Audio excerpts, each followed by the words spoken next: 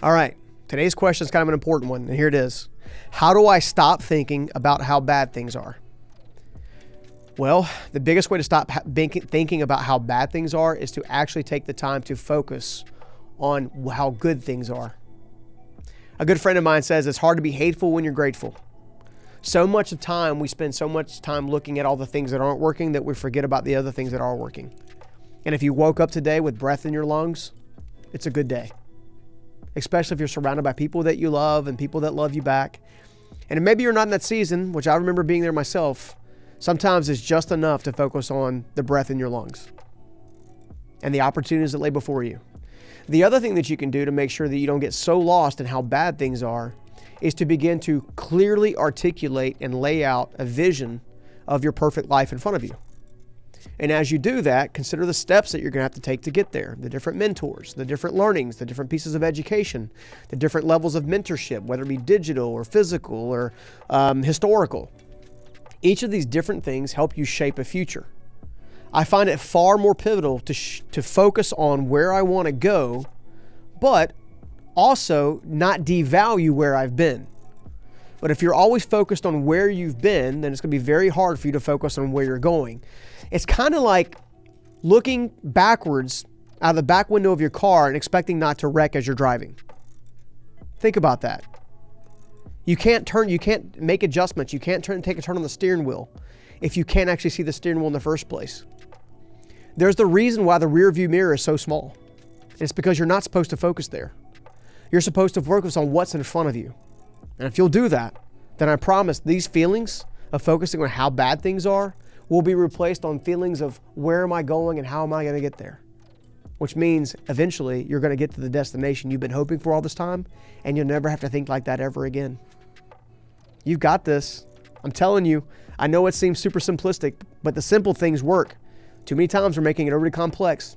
Don't do that. You don't have to do that. Don't focus on the rear view mirror. Focus on the windshield. Focus on the windshield. Keep moving forward. See you in the next one. Hey guys, this next question is kind of a powerful one, and it's one that I can personally relate to, especially going from where I was to where I'm at today. So I'm going to go ahead and take my time to try to answer this to the best of my ability. And that is this. I'm so tired on the inside. What should I do? More times than not, you're in the process of breaking through what's known as a life gate. You're just on the cusp of actually starting the new thing you've been waiting for all this time. What I mean by that is so many times when I felt like I didn't have the emotional energy or the physical energy to carry through to another day, but I managed to have the courage to stand back up and try again.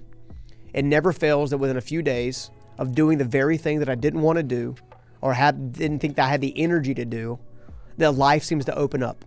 I seem to get a level of breakthrough and a level of transformation. Now, one of the ways in which I get there is I go into a spirit of gratitude.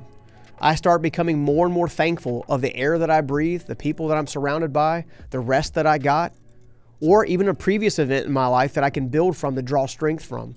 You know, the other times where I felt like giving up, but I pushed through and I didn't.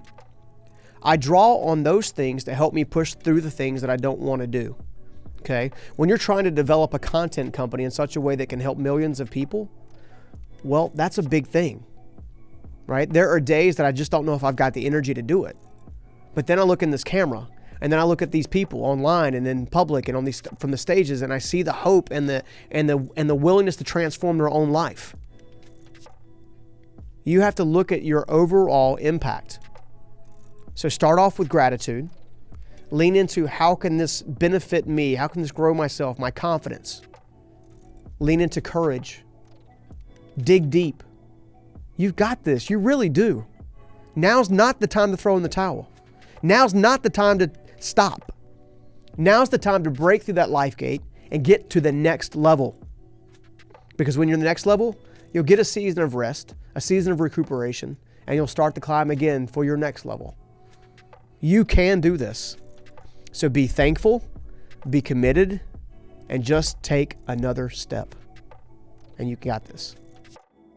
All right, I can tell you're type A. The reason I can say this is because of this particular question. How can I personally grow in the quickest way possible? Guess what? You're my people, to be honest with you. I've spent so much of my time trying to rush through the process that I learned that rushing through the process is the exact opposite or the kryptonite of the process. What I would say is, rather than focus on getting through it as quickly as possible, I would prefer that you take the time to do as I've been forced to do, which is to take my time during the process and do it right. Imagine if you're climbing a mountain, okay, and you tried to do an escalator up to the top.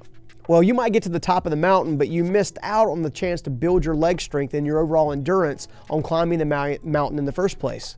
So the next time that you're supposed to climb a mountain, you're not going to have the leg strength or the endurance. The process is there for a reason.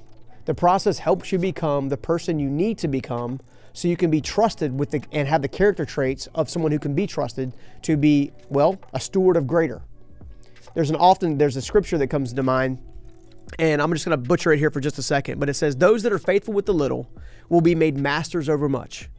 Well, in order to be faithful with the little, to get to the master over much, there's a process. There's a process of refinement, there's a process of character building, and there's a process of personal development. So do the work. Don't try to rush the process. Don't do what I did so many years wrong over and over and over again. Instead, trust the process. Lean into the process. Make yourself more self-aware. Continue your personal growth. And before long, instead of being a master over little, you'll be made master over much. Stay at it. All right, guys, how do I discover my life's purpose? If you watched the last video, I kind of touched on this just a little bit. But again, I find that life's purpose comes down to three important areas: serving the person you used to be, serving the person you once loved, and serving the person you once couldn't save, or once the person you couldn't, or you lost. Okay. If you think about all the major initiatives in the world, right? Todd White, for example, a well-known evangelist, wanted to witness to a brother of his or a friend of his that he was very close to that passed away before he could. So Todd is a worldwide evangelist. Susan B. Komen, right? She created an entire organization, or was at least the brainchild or the inspiration behind that whole organization towards cancer awareness. I myself, Dave Ramsey, and a few other people are serving the people we used to be. Dave used to be heavily in debt and declared bankruptcy. Well, that's what he does. He teaches people how to get out of debt and how to avoid bankruptcy. I'm teaching people how to transform their life because I was a 20-year-old kid that was lost and stuck and frustrated and ready to take my own life. Each of those purposes have something beautiful about them, something restorative about them. They help you uncover who you really are and the value you really bring, because they help align your strengths, your passion, and your opportunities all at the same time. And when you do those things, purpose becomes clear. So oftentimes we're so focused on why we haven't discovered our purpose today, than rather understanding that we're actually in the process that helps us discover the purpose in the first place. So take the time to enjoy the process. Take the time to ask yourself of one of those three areas. Is there a way in which you can serve the person you used to be, serve a person you once loved, or serve a person you once lost? Are there different ways in which you can bring your value, your special uniqueness to those people groups, and see if you can't figure out a way to have purpose be totally meaningful and something you be totally passionate about so you can win each day? Hey guys, I hope you enjoyed this week's Life Mastery Q&A video.